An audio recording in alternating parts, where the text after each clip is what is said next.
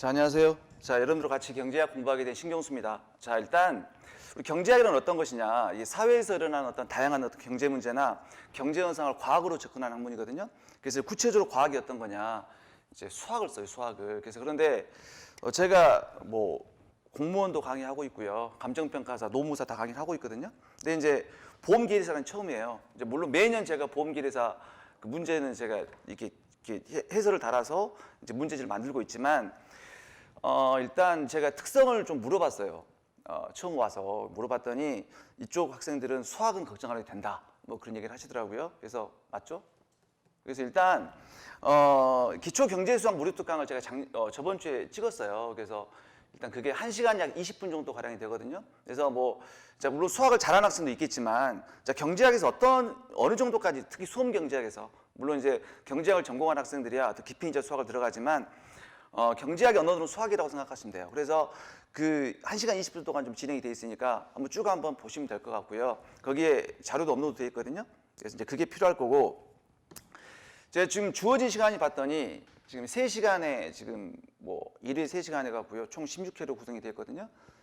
턱없는 시간이 부족한 시간이에요. 부족한 시간이어서 좀 뭐 약간 시간이 좀 넘었을 수 있다. 그 다음에 또 보강이 좀 있을 수 있다라는 걸 좀 말씀드리고요. 자, 그럼 보험계리사에서 경제학 수준은 어느 수준인가?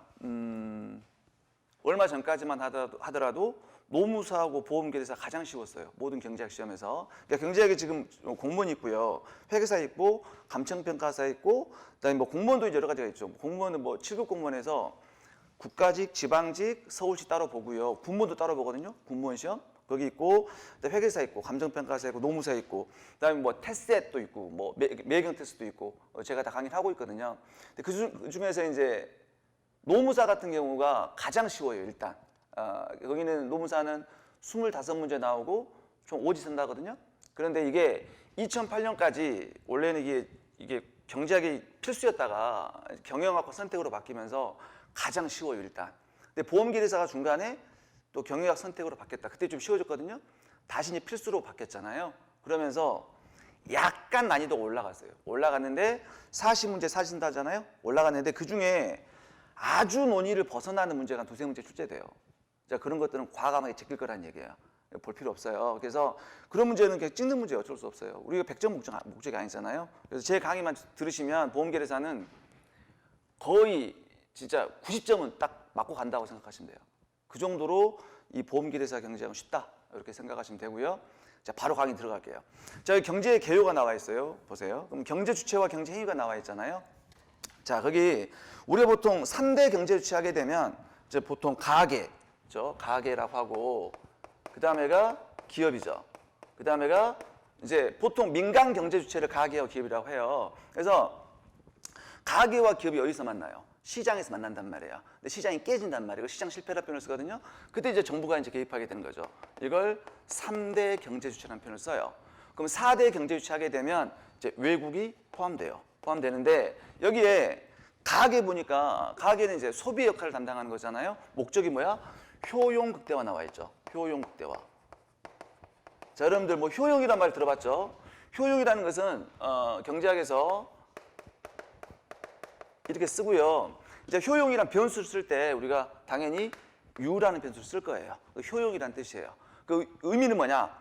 소비자가 재화나 서비스를 소비할 때 느끼는 만족감 있죠. 만족감을 효용이라는 표현을 쓸 거예요. 근데 그 만족감을 우리가 숫자로 표현할 수 있을까 없을까? 숫자로 표현할 수가 없겠죠, 만족감을. 그래서 보통 우리는 그런데 논의의 단순화를 위해서 이 만족감을 숫자로 표현할 수 있다라는 가정하에서 논의를 전개를 할 거예요. 그러니까 소비자는 주어진 예산 제약하에서 자기의 만족감을 가장 크게 하는 어떤 소비 물품을 선택한다는 얘기예요. 경제학은 일관되게 가계의 목적은 효용 극대화입니다. 일관되게 효용 극대화예요. 그 다음에 이제 기업 뭘까? 이윤 극대화가 되겠죠. 이윤 극대화. 극대화인데 우리가 이제 가계와 기업을 묶어서 우리가 민간 경제라는 표현을 써요. 민간 경제. 라는 표현을 쓰고요. 그다음에 이제 우리가 소비자 이론에서 아니. 일반 뭐 생산물 시장에서 가계는 소비 역할을 담당하죠. 수요 역할을 담당하는 거고 기업은 공급을 담당하는 거잖아요. 그래서 이제 수요와 공급이 시장에서 만난단 말이야. 근데 만나서 우리가 시장에 뭔가 효율성을 달성했을 때 우리는 시장에 성공했다는 표현을 쓰는 거예요. 그런데 그게 비효율성을 초래했을 때 시장이 실패했다는 표현을 쓰거든요. 그럼 시장이 실패하면 어떻게 될까? 누가 개입해야 돼? 정부가 이제 개입하는 거예요. 그러니까 정부의 목적은 뭐냐? 사회후생 극대화 나와 있어요. 대화 나와 있는데, 자, 후생이란 말이 나와. 후생. 후생은 뭐야? 후생. 후생은 이렇게 생각하시면 돼요. 후생은 앞으로 사회후생 극대화.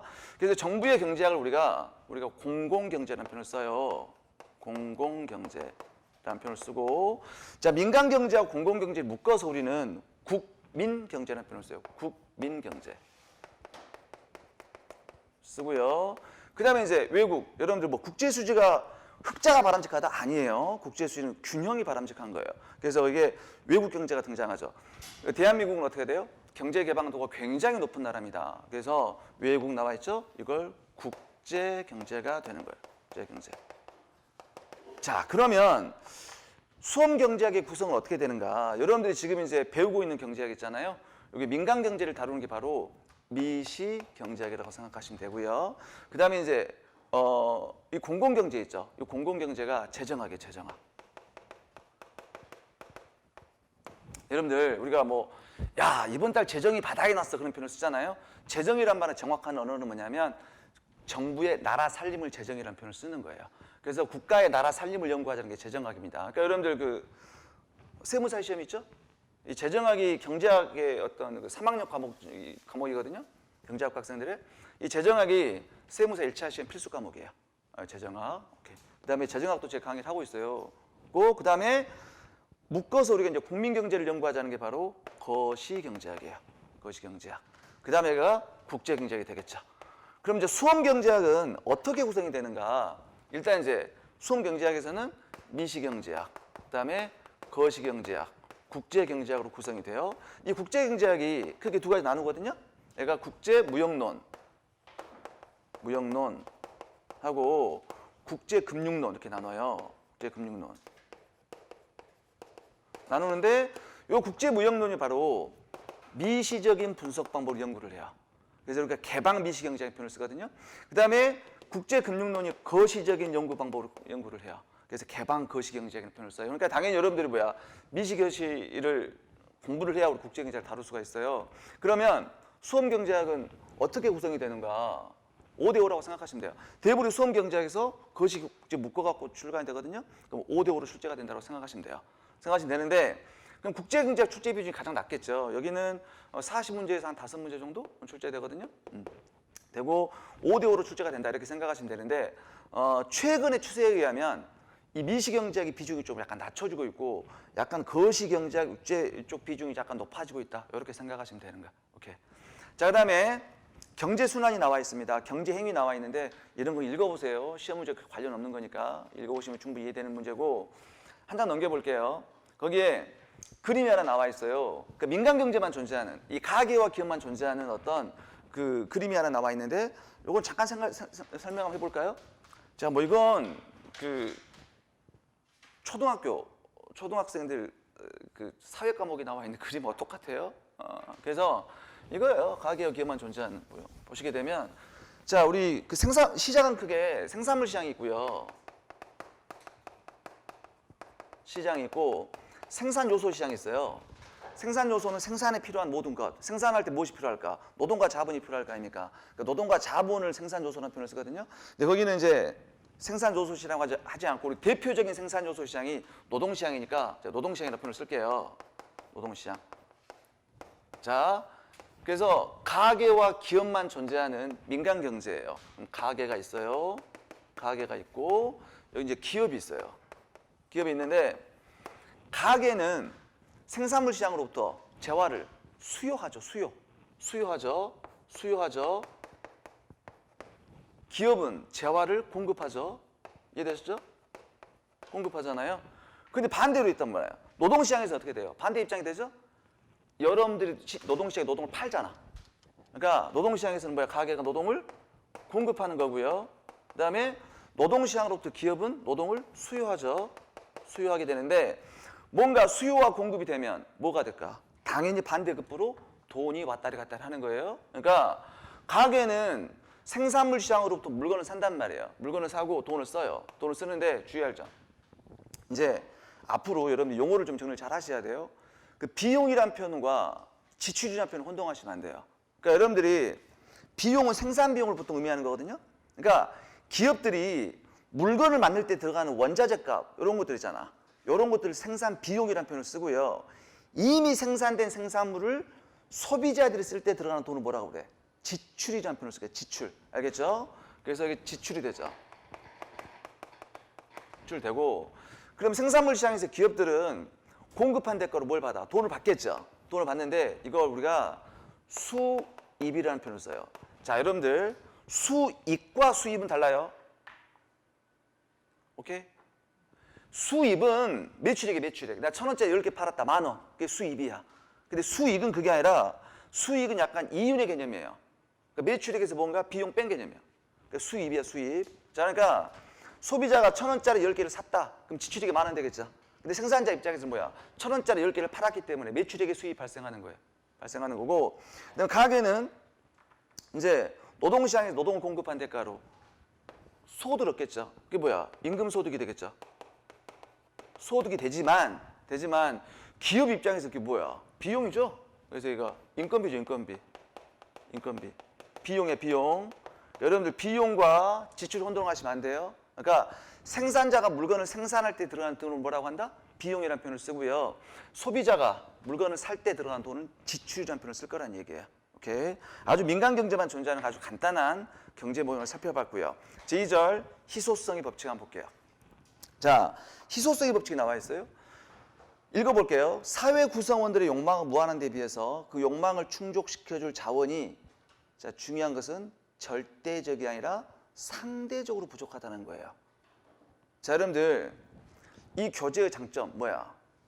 중요한 것은 전부 다 굵은 볼드 처리되어 있어요. 중요하다는 얘기야. 볼드 처리되어 있다는 것은 자, 상대적으로 부족한 현상이에요. 자, 그러면 예를 한번 들어볼게요. 자, 이게 예전에 시험 문제 나왔던 지문이거든요.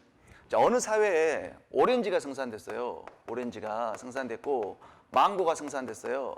근데 오렌지가 1,000개가 생산이 됐어. 1,000개가 생산됐고 망고는 10개가 생산된 거예요. 그런데 이제 재화의 가격을 이제 봤더니 앞으로 가격은 P라고 쓸 거예요. 프라이스. 앞으로 경제에서 P 나오면 가격이에요. 가격.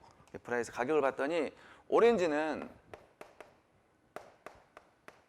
10,000원이야. 망고는 0원이에요. 오케이? 자, 우리가 절대적으로 보게 되면 망고는 어떻게 돼요? 아니, 오렌지는 1,000개나 생산됐기 때문에 가격이 싸야 되는데도 불구하고 10,000원이라는 대가를 지불해야 돼요. 근데 망고는 10개밖에 생산 안 됐어요. 근데 공짜로 우리가 얻을 수가 있어요. 중요한 것은 뭐냐? 상대적으로 부족하다는 얘기, 절대적이 아니라는 얘기예요. 그러니까 왜 그러면 오렌지는 이렇게 엄청난 대가를 지불해야 되느냐? 이 사회의 구성원들은 오렌지를 굉장히 좋아해요. 좋아하기 때문에 이 생산에 비해서 수요가 훨씬 많아. 그러니까 엄청난 대가를 지불해야 돼요. 근데 이 사회를 구성하는 구성원들은 망고는 약간 이상한, 약간 좀 이상한 과일이라고 생각하는 거예요. 그러니까 줘도 안 먹어. 줘도 안 먹어. 버리는 거야 그냥. 그러니까 공짜로 얻을 수가 있어요. 오케이. 그러니까 그럼 이런 어떤 대가를 지불하지 않더라도 얻을 수 있는 이런 재화 있죠. 이런 재화를 우리가 자유재라는 표현을 써요. 근데 얘는 어떤 대가를 지불해야지만 얻을 수가 있어요. 얘를 경제재라는 표현을 써요. 그러면 이 자유재는 어떻게 된다? 경제 문제가 전혀 발생하지 않죠. 그래서 경제 문제의 분석 대상이 되지 않습니다. 그럼 우리가 경제 문제의 분석 대상이 되는 재화는 뭐다? 어떤 대가를 지급해야지만이 얻을 수 있는 이런 경제재만 경제 문제의 분석의 대상이 된다는 얘기예요. 자, 우리 나중에 다이아몬드 역설이 있어요. 자, 우리 방금 뭐 배웠어요? 효용 배웠죠? 효용 뭐라고요? 재화나 서비스를 소비할 때 느끼는 만족감을 효용이라고 그랬어요. 여러분 보세요. 물이 있어요, 물. 물이 있고 다이아몬드가 이렇게 있어요. 물하고 다이아몬드가 있단 말이에요. 그러니까 그럼 물을 소비할 때 느끼는 어떤 만족감하고 다이아몬드를 뭐 소비해봤어? 해보진 않았지만 해봤다고 가정해보자고. 그럼 여러분들이 물을 소비할 때 느끼는 만족감 있잖아요. 그 만족감과 다이아몬드를 소비할 때 느끼는 만족감을 비교했을 때 어떤 게 크다?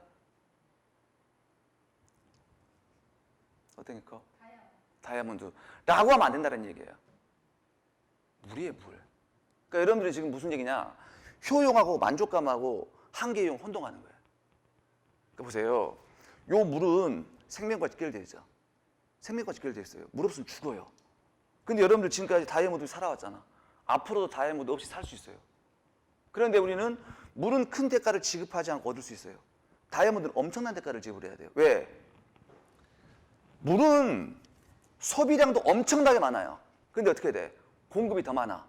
그래서 굉장히 큰 대가를 지불해야 얻을 수가 있어요. 그런데 다이아몬드는 거의 소비량이 없죠. 그런데 공급량이 더 작아. 그러니까 엄청난 대가를 지불해야 된다는 얘기예요. 그러니까 중요한 것은 제가 하고 싶은 얘기는 절대적이 아니라 상대적이라는 얘기예요. 지금 보세요. 여러분들 공기 있잖아요. 우리 산소를 소비할 때 느끼는 만족감과 우리 다이아몬드를 소비할 때 느끼는 만족감을 생각해 볼까요? 이건 비교 대상 자체가 안 돼요. 만약에 10분만 공기가 없어. 죽어 우리는. 근데 그러니까 우리가 공기를 소비할 때 느끼는 만족감은 상상을 초월하기 엄청난 거예요. 생명과 직결되어 있잖아. 그런데 공짜로 얻을 수 있죠. 그런데 다이아몬드는 있어도 없어도 되는 그런 거야. 큰 만족감은 없어요. 만족감은 없지만 엄청난 대가를 지불해야 돼요. 이해되셨나요? 그러니까 중요한 것은 뭐냐? 희소하다는 얘기는 상대적으로 부족하다는 얘기예요. 그래서 우리가 이 자유재는 경제 문제의 분석 대상이 되지 않는다. 그래서 경제학 교재가 바뀌었어요. 제가 경제학 공부할 때만 하더라도 1학년 딱 들어가잖아. 경제원로 공부하거든요. 거기에 이 자유재에 공기, 햇빛, 물이 있었어요. 자유재. 근데 그때 저는 지금도 기억나요. 교수님이 야, 환경 파괴가 가속화되면 물도 경제재가 될 수 있다. 우리 믿지 않았습니다. 어떻게 물을 돈 주고 사 먹어? 지금 돈 주고 사 먹죠. 그 환경 오염이 더 가속화되면 이제 나중에 산소도 이제 경제재가 될 수 있다는 얘기예요. 그래서 자, 경제 문제가 발생하는 원인은 뭐다? 희소성의 법칙이다. 그렇게 답하시면 돼요. 과거에 문제가 많이 나왔거든요. 희소성의 법칙이다. 중요한 것은 희소성이라고 하는 것은 뭐다? 절대적이 아니라 상대적으로 부족한 현상이다. 그리고 나중에 이제 아시게 되겠지만 그 효용과 한계용을 혼동하시면 안 돼요. 효용과 한계용을 나중에 설명드릴 거예요. 자, 경제 문제가 나와 있죠. 자, 경제 문제는 그 현대 경제학의 아버지라고 불리는 폴 사무엘슨, 앞으로 자주 경험하게 될 거예요. 아주 유명한 교수님이거든요. 이 사무엘슨 교수님이 미시 경제학과 거시 경제학 수요와 공급의 원리로 딱 정리해 준 그 교수님이시고 그 틀을 지금도 따르고 있어요. 혹시 여러분들 그 학교에서 최소한 경제학 개론 정도는 교양과목으로 수강하지 않았어요? 수강했던 학생. 네. 되게 뭐 맹큐로 했죠? 맹큐의 경제학을 했을 거예요. 아니에요? 그럼 이중구 교수님 책으로 했나? 아, 자체 책으로요? 대부분 이제 맹큐, 그러니까 이 맹큐가 97년도에 이제 맹큐의 경제학이 뜨면서 전 세계 베스트셀러가 됐죠. 그러면서 이제 기존의 틀을 좀 바꿨거든요. 하지만 수험 경제학은 맹큐의 경제학을 공부하면 안 돼요. 100% 떨어져요. 그러면 수험 경제 뭘로 공부해야 된다? 신경수의 미식 경제로 공부를 해야 돼요. 아, 이게 판매 부수가 제일 많아요, 여러분들. 모르죠. 공무원 제가 제일 많거든요. 판매 부수가. 검색 한번 해봐. 믿고 따라오라는 얘기예요. 그래서 그 맹큐의 경제학은 소설책이고요. 그러니까 맹큐의 경제학은 좋은 점이 있어요. 그러니까 경제학 입문서로서는 흥미를 느끼게 하는 입문서는 좋지만 수험서는 전혀 적합하지 않다는 얘기. 그러니까 그 맹큐란 교수가 이제 틀을 바꿨죠. 97년도에 바꿨지만 여전히 이 사무엘슨 교수님 틀을 좀 따르고 있다는 얘기예요. 이 교수님이 그러면 어떤 얘기를 했는가? 딱 세 가지 경제 문제를 얘기를 했었거든요. 첫 번째가 뭐냐? 가장 기본적인 경제 문제. 무엇을 얼마나 생산할 것인가? X, Y라고 쓸 거예요. X, Y. 자, 앞으로 우리가 경제학에서는 두 개의 재화가 존재한다고 가정을 할 거거든요. 첫 번째 재화는 X 재화, 두 번째 재화는 Y 재화예요. 두 개의 재화를 생산한다. 그래서 얘가 바로 자원 배분의 문제예요. 배분의 문제가 되고요. 그다음 두 번째가 어떤 방법으로 생산할 것인가? 어떤 방법으로 생산할 것인가? LK 쓸게요. LK. 자, 여러분들 그러면 여기가 기술 선택의 문제가 되거든요.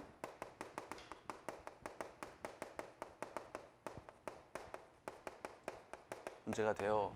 여러분들 그 자원, 앞으로 이제 자원하면 뭐 보통 대표적인 자원이 인적 자원과 물적 자원이거든요. 인적 자원은 뭐 이렇게 그러니까 생산에 필요한 모든 것, 요걸 자원이라고 생각하면 돼요. 그럼 지하 자원도 있고 천연 자원도 있잖아요. 그리고 보통 우리가 자원 하잖아요. 그럼 인적 자원 하게 되면 뭐야? 노동이야, 노동. 물적 자원 하게 되면 자본이에요. 그러면 노동을 어떻게 쓸까? 노동을 레이버, 노동 이렇게 쓰겠죠. 이건 노동이야, 노동. 알겠죠? 노동. 그럼 자본은 어떻게 써? 자본은 영어로 뭐예요? 캐피탈이죠, 캐피탈. 자본은 캐피탈이에요. 캐피탈인데 자본을 C라고 쓰지 않아요. K라고 쓰고 있어요. 왜 그러느냐? 이게 보통 C 하잖아요. C 하면 우리 미시경제학에서는 코스트야, 비용. 알겠죠? C 하면 이제 비용이야, 비용. 그럼 거시경제학 들어가잖아요. 얘가 소비야, 소비. 소비. 그래서 충돌되죠? 충돌돼갖고 우리가 K라고 써요. 그럼 K는 또 어디서 등장했느냐? K는 혹시 독일어 하신 분들 있나요? 독일어에서 이 자본을 카피탈이라고 그래요. 독일에서 유래가 됐어요. 그래서 왜 독일에서 유래가 됐습니까? 그거 저도 모르겠어요. 독일로 유래됐거든요. 또 주의할 점. 또 하나는 뭐냐? 자본할 때 우리가 자본할 때 물적 자본이 있고요. 물적 자본이 있고 화폐 자본이 있어요. 아니, 물적 자본이 아니라 실물 자본이라고 하죠. 실물 자본. 자본 있고 화폐 자본 있거든요. 근데 우리가 생산함수에서 등장하는 자본이잖아요. 다 물적 자본이에요. 실물 자본이라는 얘기야. 그러니까 이런 거 있잖아요. 나 있지. 이번엔 좀 장사 좀 해보려고 그러는데 말이지. 자본이 없어. 그런 얘기 하죠. 그건 장사 미천 돈을 의미하는 거잖아요. 그걸 의미하는 게 아니에요. 화폐 자본이에요. 화폐 자본. 그리고 주로 화폐 자본을 얘기할 때는 언제 얘기하느냐? 국제경제학에서. 예를 들어서 우리나라 이자율이 상승했던 해외 자본이 유입되더라. 아니면 우리나라 주식시장이 호황이다 보니까 자본이 유입되더라. 뭐 그때 어떻게 된다? 돈이 왔다 갔다 하는 거죠. 그러니까 화폐 자본은 돈을 의미하는 거예요. 돈. 이 자본은 돈을 의미하는 게 아니에요. 미시경제학에서는. 뭐냐? 물적 실물 자본, 물적 자본을 의미하는 거예요. 자, 제가 지금 생산하기 위해서 필요한 모든 것, 이게 생산 요소란 말이에요. 제가 지금 놀고 있나요? 생산을 하고 있잖아. 뭘 생산하고 있어요? 교육 서비스를 생산하고 있잖아요. 그럼 교육 서비스를 생산하기 위해서 뭔가 필요하잖아. 뭐가 필요해? 노동이 있고 자본이 필요하다는 얘기야. 노동 누가 있어요? 저 있죠. 저 있고 그다음에 여기 카메라 또 하신 분도 있잖아. 그 노동이에요. 근데 그거하고 생산이 됩니까? 아니라고요. 교실 필요하죠. 칠판 필요하죠. 의자 필요하죠. 카메라 필요하단 말이에요. 이게 자본이야. 그러니까 자본은 이제 앞으로 공장, 기계, 도구, 설비예요. 알겠습니까? 보통 실물 자본을 얘기한다는 얘기예요. 공장, 기계, 도구, 설비예요. 공장, 기계, 도구, 설비. 그래서 뭐 어떤 우스갯소리로 어떤 교수님들 이게 K가 공장, 기계 그래서 K라고 하더라고요. 그건 아니고요. 카피탈에서 나온 거거든요. 자, 그럼 보세요. 그러니까 앞으로 자원하잖아. 자원하면 그냥 노동과 자본이라고 생각하시면 된다. 그러면 이제 앞으로 X제를 제가 보통 사과라고 표현을 쓸 거예요. X제를 사과라고 표현을 쓰고 Y를 배라고 할 거예요. 그러면 무엇을 얼마나 생산할 것인가? 무엇을 얼마나 생산할 것인가? 그러니까 그럼 사과를 얼마나 생산하고 그러면 또 뭐 배를 얼마나 생산할 것인가의 문제잖아. 그 문제는 뭐야? 그럼 사과한테다가 노동과 자본을 얼만큼 배분하고 그렇죠? 배한테는 노동과 자본을 얼만큼 배분하냐의 문제잖아요. 그러니까 무엇을 얼마나 생산할 것이냐의 문제는 자원을 어떻게 배분하냐의 문제라는 얘기예요. 그러면 어떤 방법으로 생산할 것인가? 노동과 자본을 1대1로 투입할 것인가? 1대1로 투입할 것인가? 기술 선택의 문제가 된다는 얘기예요. 결국은 1번과 2번 묶어서 우리가 얘는 결국은 생산의 문제가 되는 거예요. 생산의 문제. 생산은 어떻게 해야 돼요? 효율적으로 해야 돼요. 효율성의 문제가 된다는 얘기예요. 자, 그다음에 세 번째가 이제 생산을 했으면 네 번째가 누구를 위해 생산할 것이 나와야죠. 누구를 위해 생산해야 돼? A, B 할게요. 자, A는 뭐냐면 A라는 사람과 B라는 사람이에요. 두 사람이 있다고 가정을 하는 거예요. 여기가 이제 소득 분배의 문제가 되겠죠. 문제가 돼요. 자, 소득 분배. 결국 분배의 문제죠. 분배의 문제가 되고 이 녀석이 공평성의 문제가 된다는 얘기예요. 자, 여러분들 경제학을 이제 공부하시다 보면 정말 지겹게 나오는 단어가 뭐예요? 지겹게 아주 효율성이야. 효율성. 정말 많이 나오거든요. 그다음 공평성은 조금 나와요. 그런데 경제학에서 추구하는 가장 이상적인 사회가 효율성과 공평성을 동시에 만족하는 사회예요. 그게 경제학이 추구하는 가장 이상적인 사회예요. 사회인데 거의 90% 효율성만 얘기해요. 공평성 얘기하지 않거든요. 그럼 경제학자들은 야 무슨 공평성은 중요하지 않고 효율성만 중요하냐? 아닙니다. 왜냐? 이유가 있어. 이 효율성은 가치 판단이 없어요. 가치 판단이 없죠. 정답이 있다는 얘기예요. 얘는 가치 판단이 내줘야 돼 있죠. 무슨 아시겠어요? 어떤 게 공평한지 다 다를 거라고. 뭐 기후가 균등하게 공평한지 결과가 균등하게 공평한지 다 다를 거라고요. 정답이 없어. 정답이 어려워. 그래서 말을 못 하는 거예요. 근데 물론 얘기는 합니다. 그래서 아무튼 경제학이 추구하는 가장 이상적인 사회가 효율성과 공평성을 동시에 만족하는 사회예요. 그런데 이런 얘기 많이 들어봤죠. 아, 효율성과 공평성은 서로 상충 관계가 있다. 서로 충돌하고 있다. 뭐 효율성을 추구하면 공평성이 있어야 되고 공평성을 추구하면 효율성이 있어야 된다. 그런 얘기 많이 들어봤죠. 또 막 이러잖아. 맨날 뭐 정치들 싸우잖아. 뭐 성장이 먼저냐, 분배가 먼저냐 그런 얘기 많이 하잖아요.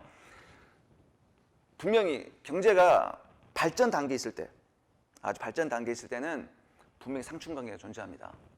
이거 추구하면 성장 안 돼요. 그런데 어느 정도 성장이 돼 있잖아요. 그럼 상호 보완 관계가 있어요. 효율성을 추구하면 공평성이 되고 공평성을 추구하면 효율성이 되는 거예요. 그러니까 이 효율성은 이렇게 생각하시면 돼요. 일단 뭐 곧 우리 효율성에 대해 자세히 공부하겠지만 효율성은 빵이죠. 빵. 파이를 얼마큼 최대로 가장 크게 할 것인가. 그 빵이 누구한테 돌아가는지는 관심이 있어 없어? 없어요. 무조건 빵을 가장 최대한 크게 하는 거예요. 이 효율성이야. 그리고 그 빵이 어떻게 나눠줄 것인가. 이 공평성의 문제가 된다는 얘기예요. 이게 세 가지 경제 문제인데 한국말이 어려워요. 그렇죠. 이거 봐. 배분, 분배, 접대, 대접. 뭐야? 여러분들 영어사는 찾아보세요. 뭐 혼용 나와 있어요. 혼용이 돼 있어요. 그런데 경제학에서 자원을 분배라는 표현을 쓰지 않아요. 자원은 배분이라는 표현을 쓰고요. 소득은 분배라는 표현을 써요. 배분과 분배가 어떤 차이인가? 그러니까 배분도 이게 나눠주는 거고 분배도 나눠주는 건데 자원은 배분이라는 표현을 써요. 그러니까 굳이 여러분들 제가 영어 잘하잖아. 보험제조 1차 영어 있죠? 토익 대체됐나요? 대체됐나요? 그러니까 굳이 영어 잘하시니까 이제 영어로 한번 써드릴게요. 발음 좋지 않아? 그러니까 내가 쓸게 그냥. 요거. 배분은 또는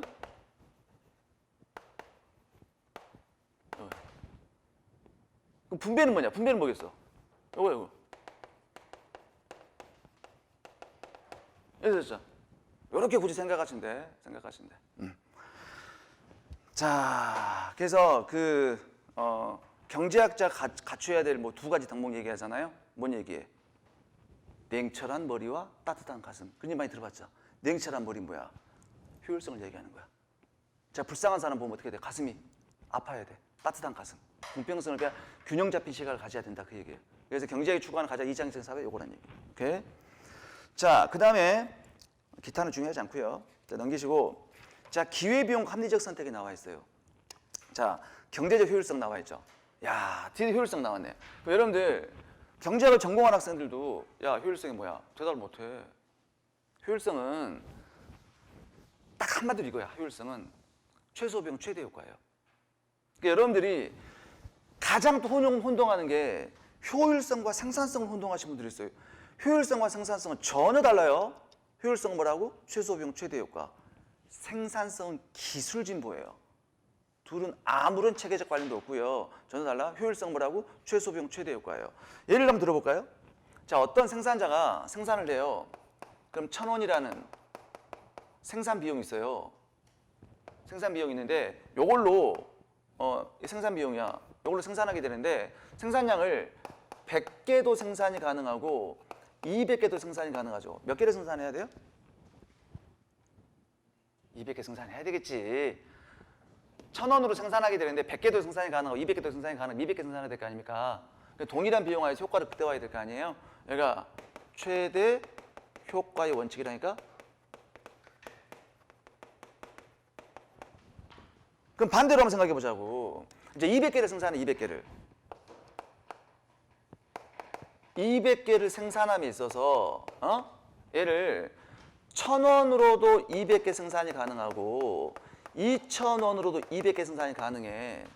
그럼 몇 개 생산해야 돼? 뭘로? 1,000원으로 해야 될 거 아니야. 똑같이 200개 생산하려면 1,000원으로 생산해야 되겠죠. 여기가 뭐야? 최소 비용의 원칙이란 얘기예요. 이해됐죠?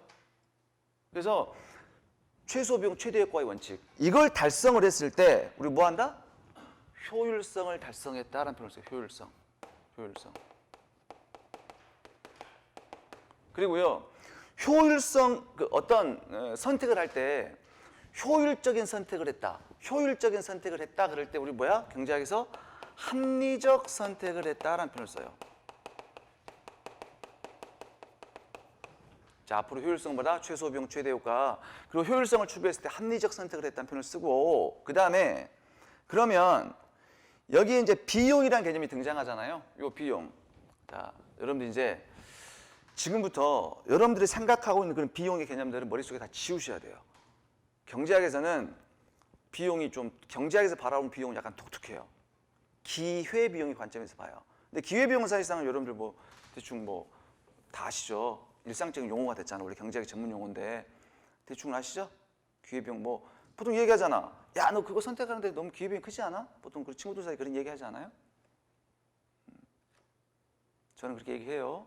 아무튼 일상적인 용어가 됐지만 약간 기회비용 깊이 들어가잖아요. 굉장히 복잡해요. 복잡한데 실제로 기회비용을 계산하는 문제 등장을 하거든요.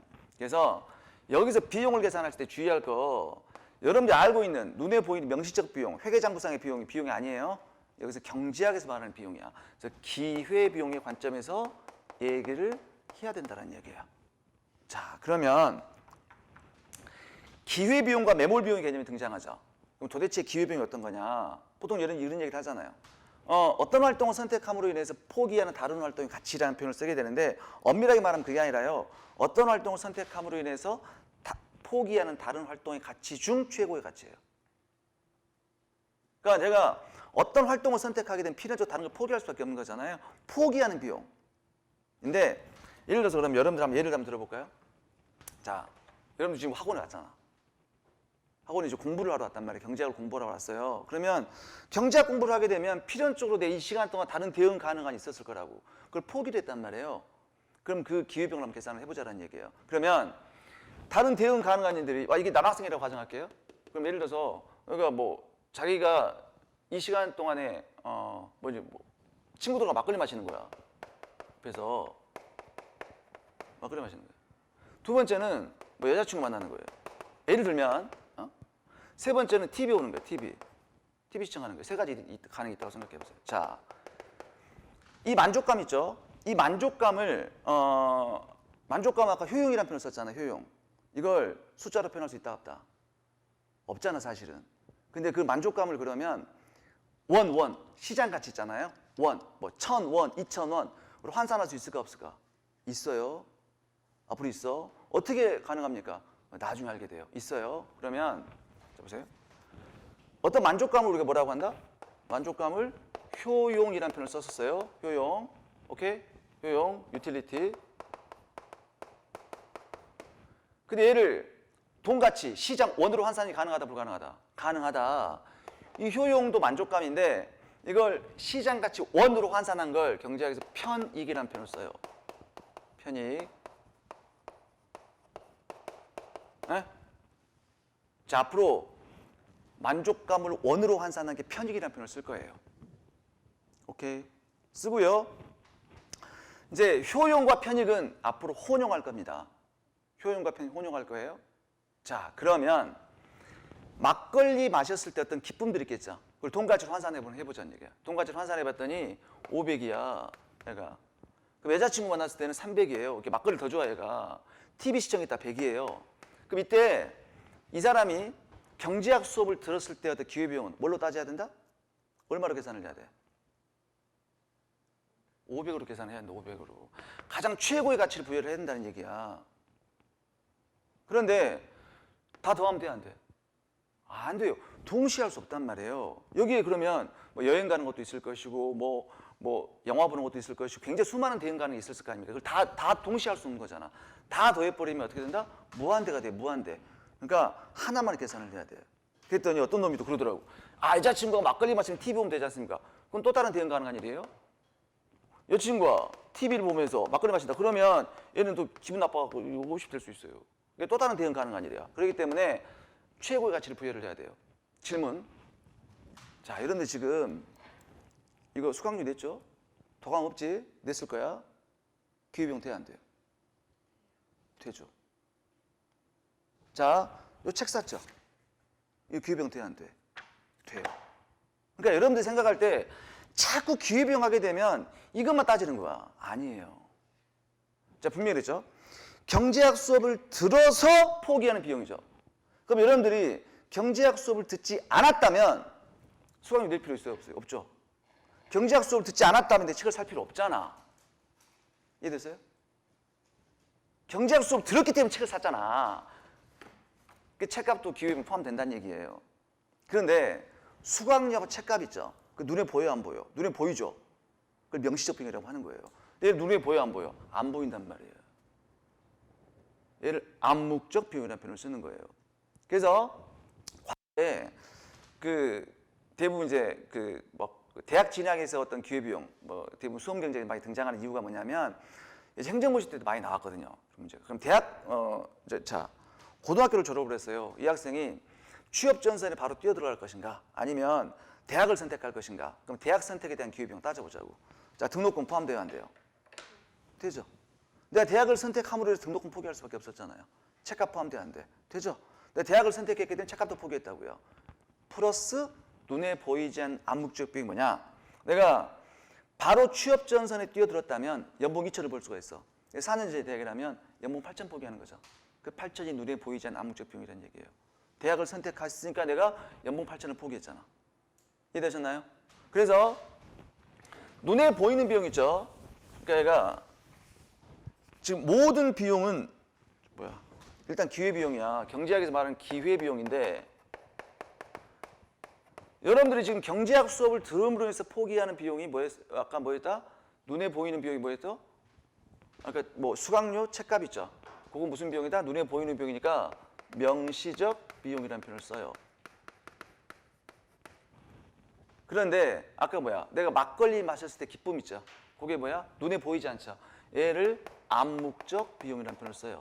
나중에 다시 또 배우거든요. 암묵적 비용 또는 묵시적 비용, 잠재적 비용, 비금전적 비용 표현을 써요. 얘를 금전적 비용, 얘를 비금전적 비용 그런 표현을 쓰거든요. 그러면 그럼 경제학에서는 왜 이렇게 복잡한 이런 기회비용의 관점에서 논의를 해야 되는가? 여러분들이 눈에 보이는 비용 있죠. 명시적 비용을 갖고 의사결정을 하잖아. 분명히 불합리한 선택을 할 수밖에 없어요. 합리적 선택, 그랬죠 내가. 경제학은 있죠. 무조건 합리적 선택, 합리적 선택. 이게 선택의 학문이에요. 합리적 선택을 하기 위해서는 비용을 따져봐야 돼. 근데 그 비용을 따질 때 기회비용을 따져봐야 돼요. 눈에 보이는 명시적 비용만 따지면 안 된다는 얘기예요. 간단한 예를 한번 들어볼게요. A라는 사람이 있어요. A라는 사람이 있고 B라는 사람이 있어요. A라는 사람이 이제 부동산 투자를 했습니다. 투자를 했어요. 투자를 했는데 10억 갖고 부동산 투자를 했어요. 근데 무려 1년 연간 수익률이에요. 연간 수익률이 10%야. 그럼 11억이 됐어요. 연간 수익률이. 그럼 얘가 수익률이 무려 10%죠, 10%. 그러면 연간 이윤이 1억이죠, 1억. 연간 이윤 1억이야죠. 1억 벌었잖아. 그런데 경제학자가 바라보는 관점은 손해를 봤어요. 왜냐? 물론 우리가 눈에 보이는 명시적 비용만 따지게 되면 이 사람은 10억 투자를 해갖고 지금 11억이 됐기 때문에 1억만큼 이윤이 발생을 한 거예요. 근데 경제학자 관점에서는 손해를 봤다는 얘기예요. 왜? 시장 이자율 20%거든. 이해되셨나요? 은행 이자율 20%야. 그 은행에다 10억 넣으면 12억 벌잖아. 12억이 되잖아. 그러니까 만약에 은행에서 보세요. 은행에 1급을 했어요. 그러면 10억이야. 앞으로 이자율을 제가 I라고 표현을 쓸 거예요. 경제학에서 I라고 표현을 쓰거든요. I. 얘가 20%라고 생각합시다. 12억이죠.